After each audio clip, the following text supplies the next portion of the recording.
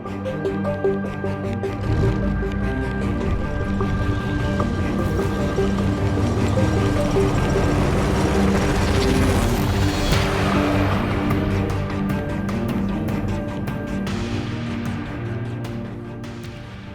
going on, guys? Vital Syntax here, and just as I thought I had covered all of the major games from E3 that I was really excited about, there was one that popped up that I haven't done any videos on, and that's the Elder Scrolls Online. So in this video, we're going to try and cover a bunch of the new information that came out of E3. There was so much stuff, I might have to split this up into a couple different videos to cover it all, but we'll see how that turns out. So the Elder Scrolls Online is an MMO version of the Elder Scrolls franchise, and the Elder Scrolls franchise is one of the best single-player experiences and one of my personal favorite franchises that I've ever played. But I'm not a huge fan of MMO games in a couple areas. I don't usually like the combat system that's implemented, that's usually based on cooldowns and just mashing keys, and it doesn't really have any action-based skill involved with it, or accuracy, or aiming. And I typically don't like the storylines or the lore that goes behind them. It feels like it's kind of, at least the ones that I've played, hasn't been too intriguing and too fascinating. Keep in mind, I've only played a couple hours of World of Warcraft and a couple dozen hours of Guild Wars 2, so I don't have a lot of experience with the franchise, and I'm not saying that every MMO out there is not for me. I'm just saying that I haven't experienced one so far that I've really enjoyed. And that isn't because I don't like the idea of MMOs. There's certain things about a massive multiplayer online game that I absolutely am intrigued by. Things like having an actual economy that's supported by real people, that's supported by items and loot and money that you earn in game. That's a really cool system. Things like being able to play with hundreds of people online in the same server, or being able to play with just your friends in a co-op situation and play through the game with a couple friends. That's something that I've always wanted in Skyrim, or I've always wanted in the Elder Scrolls franchise, is to be able to play with my friends and experience the world together. Because as much as I love the Elder Scrolls games, there's something social about a co-op experience or a multiplayer experience that you just don't get with a single player game. Now, I'm really excited. I have a lot of expectations for the Elder Scrolls Online, and I feel like it could either be one of the best games in a long series of Elder Scrolls games, or it could be the one game that kind of stands out in the series of being the odd man out. And I'm kind of worried that maybe they won't be able to have all of these MMO features while still sticking to the Elder Scrolls, narrative and the storyline.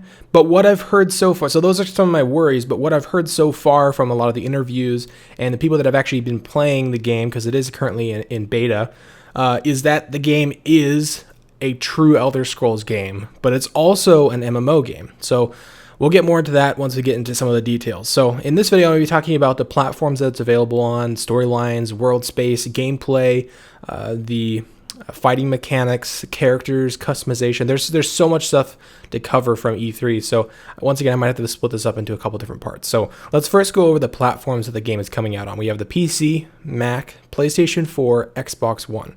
So yeah, it's coming out on next-gen consoles, which is I think one of the first times we've seen a major MMO game release on a console platform. I'm really curious how that's going to play out with the limited number of buttons you have on a console controller versus your traditional MMO player, which is going to be on a PC or a Mac, who has a keyboard and a mouse with, dozens and dozens of buttons. But they're probably just going to have to simplify the UI, make it very user-friendly, and that might translate over into the PC. Things might not necessarily be dumbed down, but simplified and streamlined so that they can work across multiple platforms. And I've already seen from some of the interviews that they are doing separate user interfaces, separate UI that will specifically tailor to each platform. So if you're on the PC or Mac, your user interface, your controls are going to be specifically designed for a keyboard and mouse. And if you're on a console, it's going to be specifically designed for a console controller. So that's obviously a good thing. We don't want things just porting over. Like, I felt like the Skyrim user interface was more friendly for a joystick and more friendly for a console player. So you had something like Sky UI that kind of replaced that on the PC platform as a mod that actually gave you a better user interface experience. So the game is going to be coming out in spring of 2014. There's no exact date yet, and the game is currently in closed beta. So there are people testing the game, giving feedback on the game, and that's always good that they actually do a beta of this game and get feedback and stuff. But it's not currently in an open beta state, but they do plan on doing that sometime soon. They haven't released a date for that, and they also haven't released what platforms they're going to do that beta on.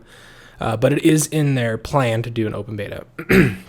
They also haven't announced what the business model for the game is going to be, if it's going to be a free-to-play game, if it's going to be a monthly subscription, or if it's going to be a single purchase, so we'll have to wait and see on that.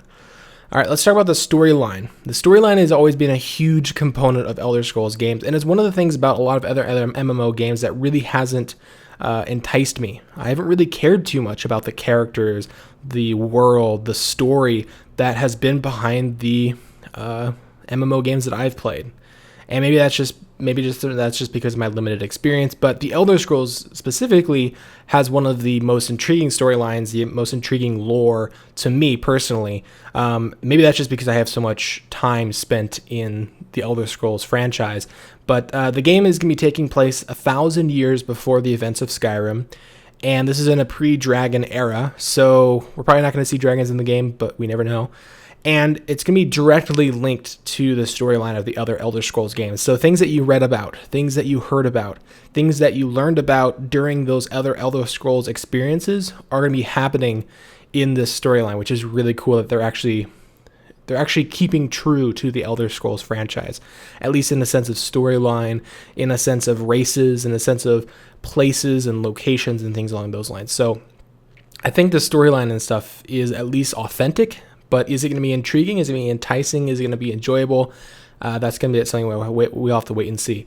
Now, they're also designing the world space and the questing to be very similar to Elder Scrolls games. For example, with Skyrim, I saw an interview with IGN where one of the developers specifically said that they are looking at something like Skyrim where you get a main quest to go deliver this message to somebody, and along the way you get distracted. You see some guy that's asking for help, or you see some cave or some dungeon, or you see somebody that's in trouble, and you decide whether or not you want to engage in that side quest. You decide if you want to go explore that cave or go explore that mountaintop, and when you do, you'll find these new side quests, and that will reward you with items, with loot, and with details about the storyline.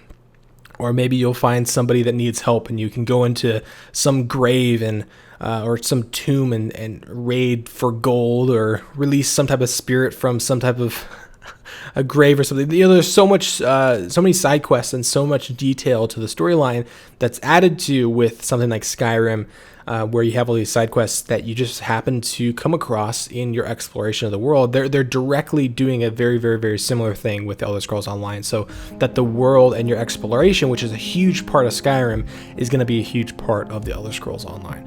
So that wraps up this video. I'm going to go over the gameplay, the characters, customization, races, classes, PvP, and a lot more in the next video. So if you want to be auto-notified when I upload that video, go ahead and subscribe. And if you enjoyed it, feel free to leave a like or a favorite or comment down below with any questions you have. I do read through them all. So thanks for watching, and I'll see you guys in the next video.